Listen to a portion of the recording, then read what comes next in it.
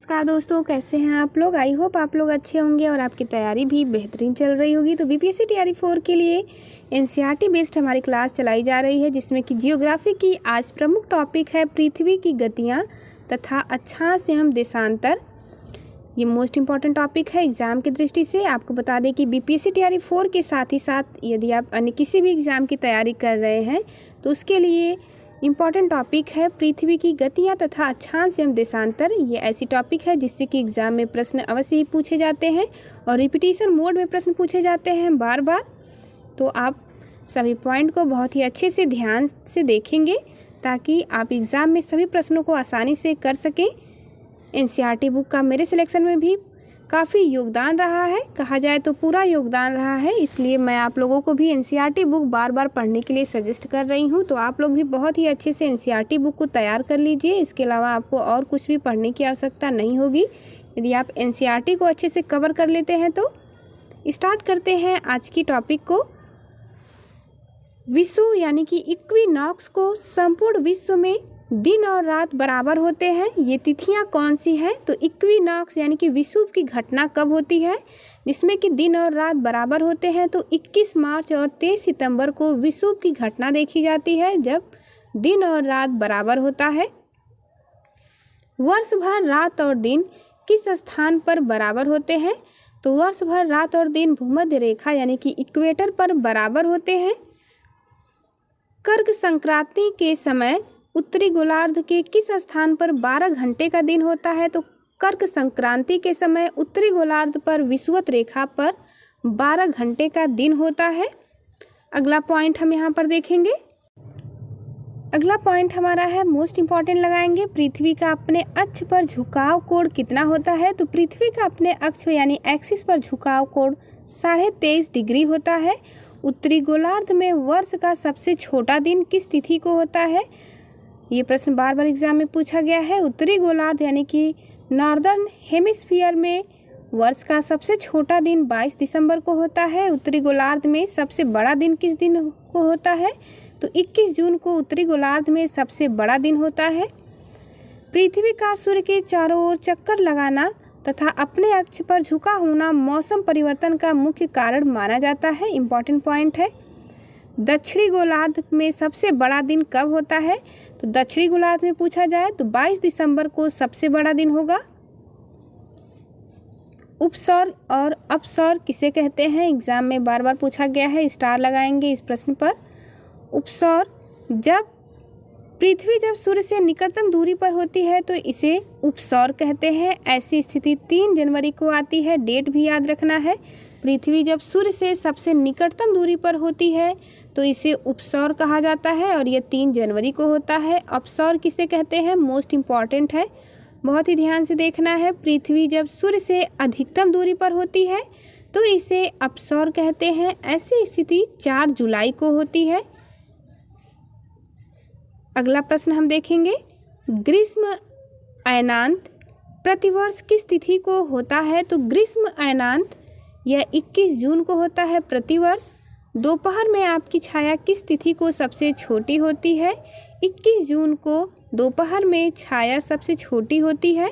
वार्षिक तापांतर किस अक्षांश पर न्यूनतम होता है? भूमध्य रेखा पर होता है यानी कि 0 डिग्री रेखा पर वार्षिक तापांतर सबसे न्यूनतम होता है। प्रधान यामोत्तर तथा विषुवत रेखा का प्रतिच्छेदन बिंदु कहाँ अवस्थित है? तो यह अटलांटिक महासागर में स्थित है। अगला पॉइंट हम देखेंगे। बॉक्स में दिए गए पॉइंट से सीधे सीधे प्रश्न एग्जाम में बनते हैं। 0 अंश अक्षांश यानी कि लैटिट्यूड तथा 0 अंश देशांतर जिसे कि लॉन्गिट्यूड कहते हैं, बिंदु का प्रतिच्छेदन अटलांटिक महासागर में अवस्थित है यानी कि स्थित है। सूर्योदय की पहली किरण भारत के किस यामोत्तर पर दिखाई देती है? 97 डिग्री 25 मिनट पूर्व में दिखाई देती है सूर्योदय की पहली किरण। अगला पॉइंट है अंतर्राष्ट्रीय दिनांक रेखा यानी इंटरनेशनल डेट लाइन किस महासागर से गुजरती है? प्रशांत महासागर से। ऐसा कोई भी एग्जाम नहीं है जिसमें कि इससे प्रश्न नहीं पूछे गए हों। तो सभी एग्जाम के लिए मोस्ट इम्पॉर्टेंट टॉपिक आपकी चल रही है। यदि आप पिछली वीडियो भी नहीं देखे हैं तो उसे ज़रूर देखिएगा ताकि आपके सभी पॉइंट क्लियर हो सके। पृथ्वी की भूमध्य रेखा की कुल लंबाई कितनी है? 40,075 किलोमीटर है पृथ्वी की भूमध्य रेखा यानी इक्वेटर लाइन की कुल लंबाई। ग्लोब पर दो स्थानों के मध्य न्यूनतम दूरी अंतरराष्ट्रीय तिथि रेखा पर नहीं होती है। अगला पॉइंट हम देखेंगे, कौन सी देशांतर रेखा प्रधान यामोत्तर के साथ मिलकर ग्लोब पर किस बृहत वृत्त का निर्माण करती है? तो आंसर होगा 180 डिग्री देशांतर का। महत्वपूर्ण अक्षांश रेखाएं। प्रश्न पूछा जाए, कर्क रेखा किस अक्षांश पर स्थित है? मोस्ट इम्पॉर्टेंट क्वेश्चन है, याद रखेंगे। कर्क रेखा 23.5 डिग्री नॉर्थ अक्षांश पर स्थित है। यदि विषुवत रेखा पूछा जाए तो 0 डिग्री अक्षांश पर स्थित है। यदि मकर रेखा प्रश्न पूछा जाए तो याद रखेंगे 23.5 डिग्री साउथ पर स्थित है। अगला पॉइंट हमारा है, 0 डिग्री से लेकर के 5 डिग्री उत्तर और दक्षिण के मध्य की अक्षांशीय पेटी शांत अक्षांश के नाम से जानी जाती है, जिसे कि क्वाइट लैटिट्यूड कहा जाता है। अगला प्रश्न हम देखेंगे, विषुवत रेखा यानी इक्वेटर पर स्थित 13 देश कौन कौन से हैं, जिससे कि एग्जाम में बार बार प्रश्न बना है।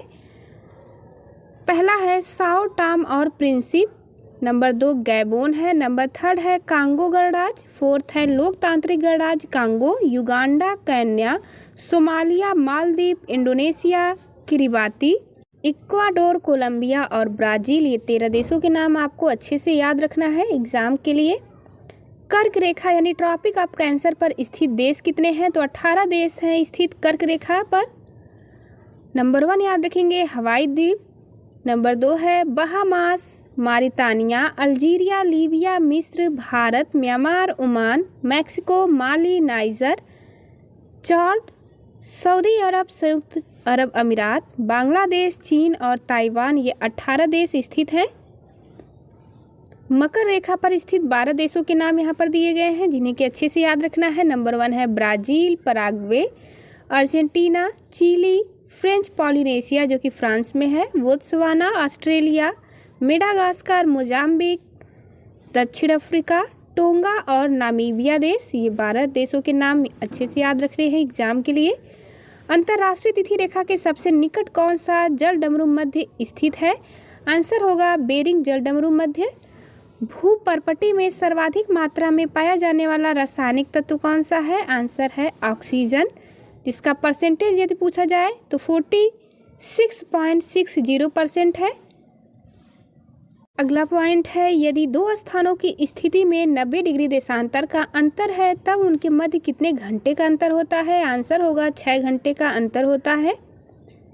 नेक्स्ट पॉइंट हम देखेंगे, मिस्र के राजधानी काहिरा का स्थानीय मानक समय ग्रीनविच से 2 घंटा आगे है, तो वह किस देशांतर पर स्थित है? आंसर होगा 30 डिग्री पूर्वी देशांतर।